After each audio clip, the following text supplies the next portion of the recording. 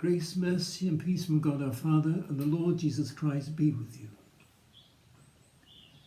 3 weeks ago, we celebrated Easter. It was a strange Easter though, wasn't it? Unable to celebrate the occasion in the church we love, all the ritual, all the ceremonies that go with Maundy Thursday, Good Friday, Holy Saturday and even Easter Day, with the beautiful flowers, with our visual expression of the Easter garden and the resurrection of Christ. We couldn't receive the sacrament of Holy Communion physically, but we could receive spiritually, which actually I hope you did. At times like this, when we are unable to meet together as we would normally do, it would be easy for us to miss the significance of the resurrection. How often we miss the presence of Christ just as Cleopas and his brother missed the significance of the stranger on the road to Emmaus. Don't miss the significance of the resurrection. It transforms us. Look closely at what happened to these two brothers as they journeyed from Jerusalem to their home in the city of Emmaus some 7 miles away. A stranger, whom we know as Jesus, joins them, and he asks them what they are talking about, and they stop dead in their tracks. They can hardly bring themselves to discuss it. They are so saddened by the events of the last 3 days. Their friend, their master, their rabbi, the one they describe as a mighty prophet, has been unjustly condemned to death and violently killed on a cross. And so they say to their companion, "Are you the only person in all of Jerusalem who does not know the things that have taken place?" I don't know about you, but I think this would be enough to unsettle anyone.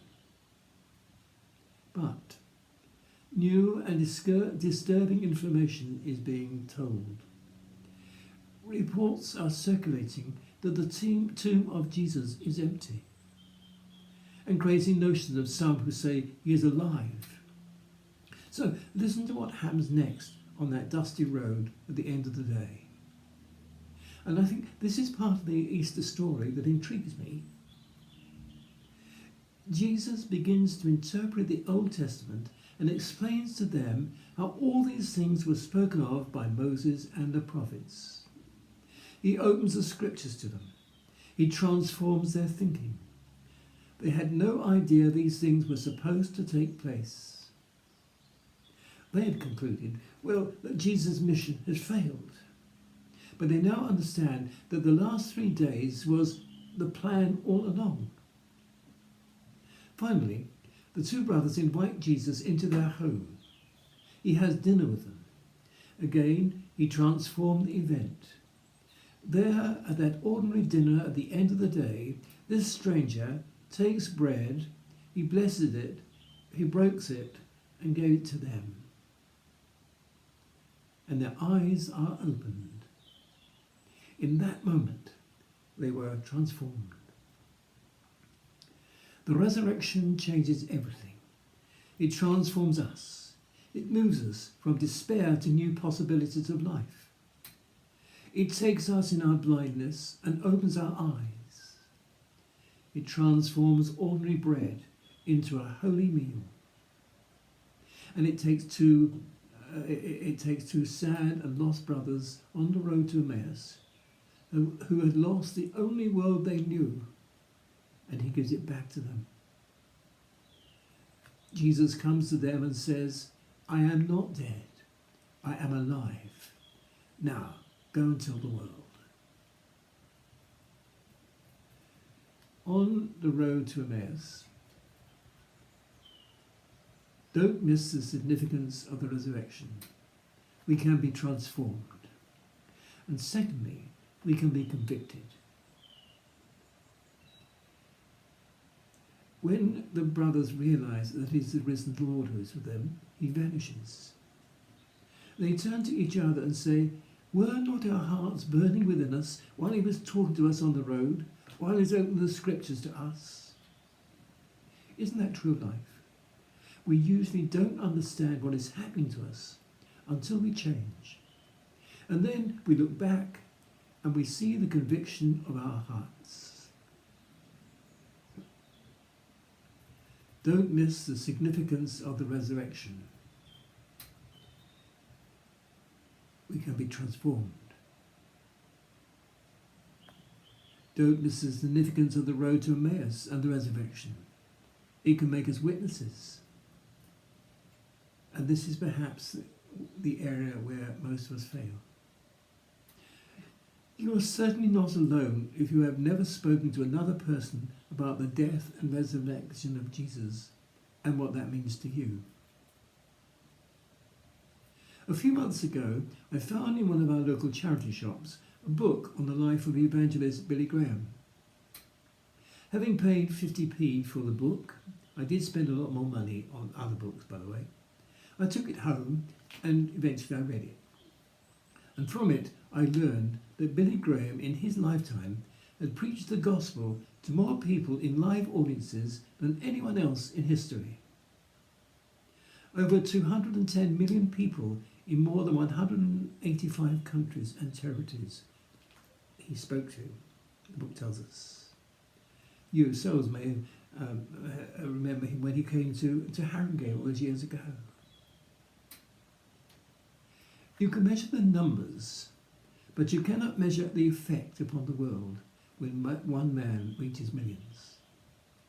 Try to calculate the homes kept intact, the marriages saved, the children given spiritually mature fathers, the young saved from drugs and thousands of other influences that Billy Graham had.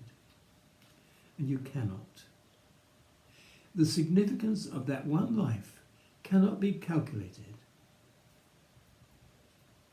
Even more, there is no laboratory or library that can account for the impact that the resurrection of Jesus has had upon human history.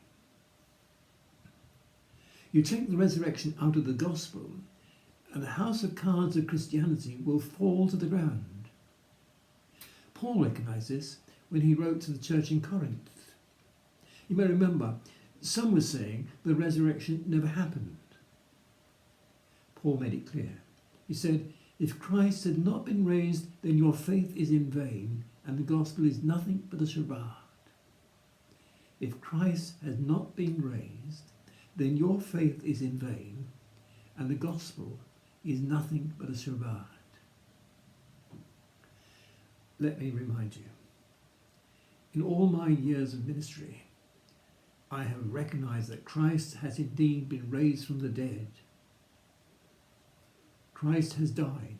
Christ is risen. Christ will come again, is what we proclaim and believe.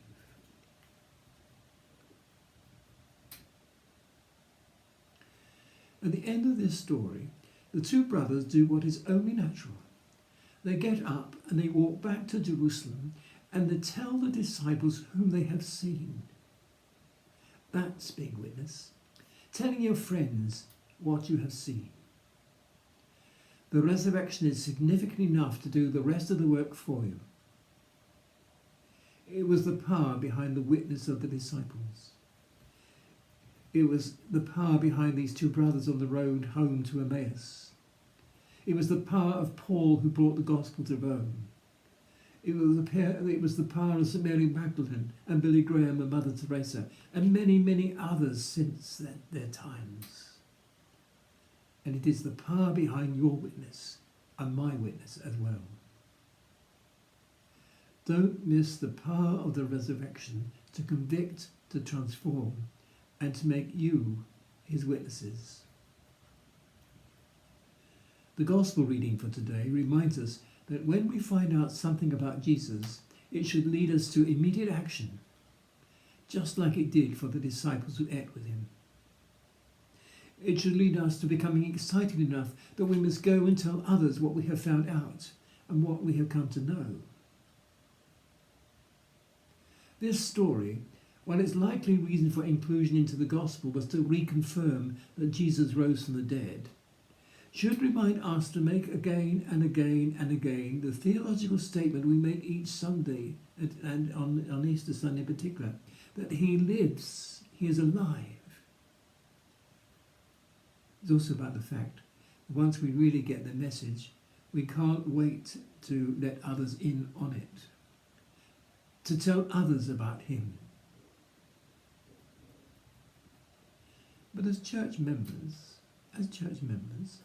when was the last time we spoke to one another about the resurrection of Jesus?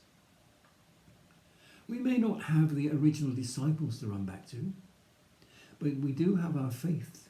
We do have our faith community and our neighbourhood friends to talk to about him. We do have friends in the garden, tennis or bowls club, or the choral or music society, or the art class, or whatever other group we meet with. Do we share with them the story about Jesus? And what about our friends or the folk we meet perhaps in the local coffee shop, the pub or the restaurant, that is, when they're open? Do we find time to tell them about our belief in Jesus and what a difference he makes to our way of living, if we let him? It does start with us acknowledging that as we are walking on our own Emmaus road, mostly perplexed, irritated, focused on other things, this is not the end of it. Jesus comes, and he comes to disrupt us, to help us see him, to focus on the gift God has given. Go tell someone. Become perplexed, irritated, focused no more on other things. Sit down, have a meal with Jesus and those who follow him, and then go. Go where he leads. Amen.